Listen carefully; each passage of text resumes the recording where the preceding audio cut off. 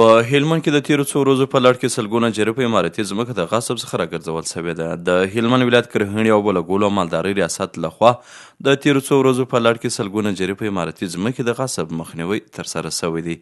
بشپړ جزئیات له محمد نعیم رحماني څخه. دغه اماراتي مځکې د دې ولایت اړوند مرجع نهر سراج، ناوې او ګڼو نورو ولسوالیو کې له غاصبینو بیرته راګرځول شوي دي.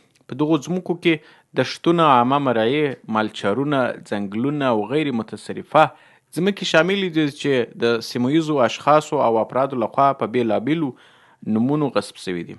د غصب د مخنیوي په دغه کمپاین کې لسګونه وسایل د مسؤلینو له لوري نیول شوي دي او عاملین یې د اړوندو ولسوالیو عدلیه او قضایي ادارو ته سپارل شوي دي.